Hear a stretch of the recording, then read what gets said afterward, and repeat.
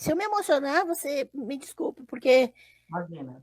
eu estou cansada, inclusive, desculpa, até tem os textos, por exemplo, que são usados, eu vou fazer a emenda, são usados contra a homossexualidade, nos textos bíblicos que são interpretados como se estivessem falando de um conceito relativamente moderno, um conceito que não existia na época desses textos.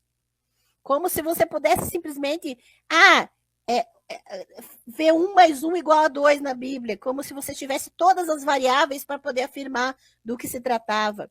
Contexto de redação, contexto político, contexto geográfico, língua, toda a questão temporal, que é antiga, e daí outros significados das palavras. Se você não tem essas variáveis, você não pode simplesmente enfiar na Bíblia o seu conceito moderno. Isso é fato. Isso é fato.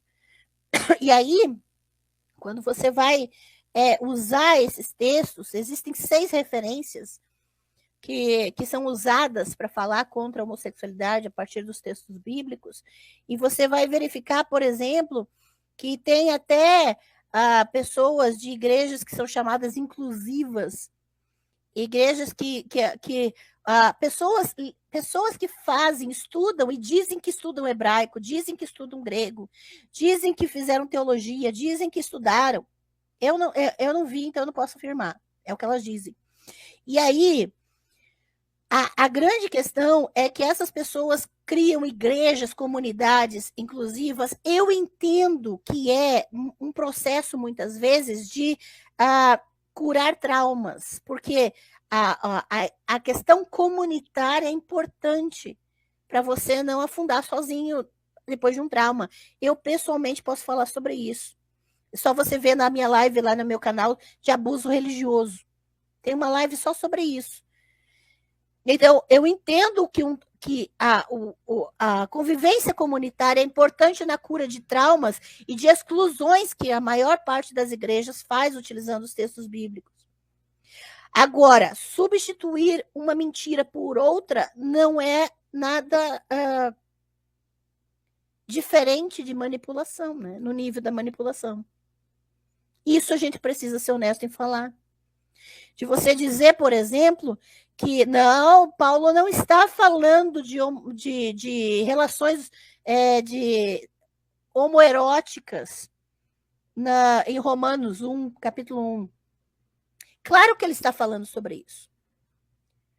Acontece que ele está no contexto de Grécia e Roma, cultura grega de Roma, em que as mulheres serviam apenas como reprodutoras. O sexo era entre homens, entre meninos, com homens. A diversão era entre homens. As mulheres eram só para ter filhos. Ou você nunca viu o filme 300 que, né? Com todos os seus exageros, já dá uma boa ideia. Na verdade, é uma questão da gente começar a pensar antes de falar as coisas. Porque, por que eu estou dizendo isso? Se Paulo, na carta aos Romanos, em capítulo 1, está falando desse sexo, eu não estou falando de relação homoafetiva. Porque esse conceito, até mesmo esse tipo de relação, você não tem comprovação nesse contexto. O que você tem é relação homoerótica. E aí, nesse tipo de relação, realmente você não pode nem contestar. É claro que ele está condenando. E aí, o que os teólogos progressistas, os pastores inclusivos e das igrejas inclusivas fazem? Tentam desculpar e fazer malabarismos com os textos gregos, dizendo não, significa outra coisa. Jesus continua amando a gente. Para continuar enganando o povo de que não houve ali uma violência no texto. Claro que houve. E de propósito, dizendo que eles deviam morrer. E você não pode simplesmente passar pano se está escrito no texto, se está dentro do contexto. Eu não vou apagar as violências que estão nos textos bíblicos, só porque eu quero manter as pessoas na minha igreja, me dando o meu salário. Eu não vou fazer isso. Ficar dizendo que eu fiz curso disso ou daquilo, para depois manter as pessoas. Veja, eu perco alunos todo dia, eu perco seguidores todo dia. Hoje eu não tenho estabilidade financeira exatamente porque eu cortei laços com todas as instituições religiosas, porque elas vivem em cima de mentiras. Inclusive as progressistas, inclusive as igrejas inclusivas. Porque continuam criando um Jesus que ama todo mundo, um Jesus que não existiu. Porque se Jesus existiu e há essa possibilidade, se você quer ser honesto cientificamente, existe a possibilidade de um Jesus ter existido.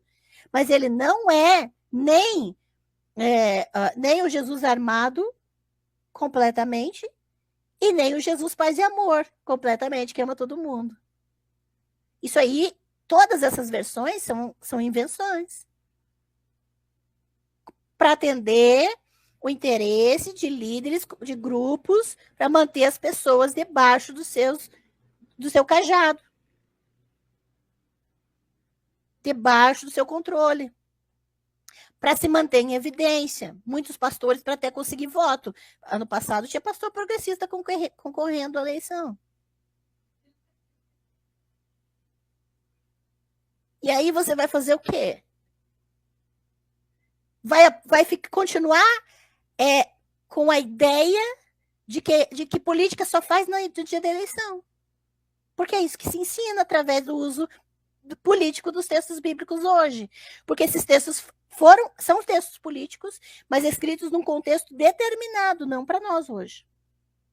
Se você decide que esse texto tem a ver com a sua vida hoje, você está se colocando debaixo da ideologia sacerdotal pós-exílica financiada pelo Império Persa. Preciso te dizer isso. E, posteriormente, pela ideologia romana. Do Império Romano. Mas isso eu ensino para alertar. Porque na medida em que a gente alerta, a minha esperança é de que quanto mais informação as pessoas tiverem e estiverem dispostas a ir até a raiz do problema, a tomar um passo de coragem, porque eu acho que exige muita coragem, desculpa a emoção, e muita coragem e um pouco de falta de noção também, de ser um pouco inconsequente, claro, para você dar um passo para fora desse sistema, porque quanto mais informação você tiver e aceitar que você pode ter sido enganado, é mais chance de você ter autonomia na vida. Porque só existe liberdade quando você tem conhecimento, quando você conhece as variáveis, quando você pode escolher. Só existe liberdade quando você tem autonomia e responsabilidade para dizer chega, para dizer não. Eu não sou obrigado a ficar debaixo disso.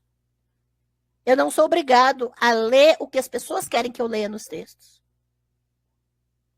Eu quero saber o que está lá de verdade. E não simplesmente dizer, então não lê a Bíblia não serve para nada. Claro que serve. Para pesquisa, para você não ser enganado. Não adianta fugir da Bíblia. Você precisa entender o que está ali. Para ninguém te manipular com esses textos. Para ninguém enfiar na tua... Obrigada, querida. Olha só que fofos que eles são. Para ninguém enfiar na sua cabeça que você tem que submeter sua consciência a uma elite que nunca foi atingida pelos problemas que você enfrenta.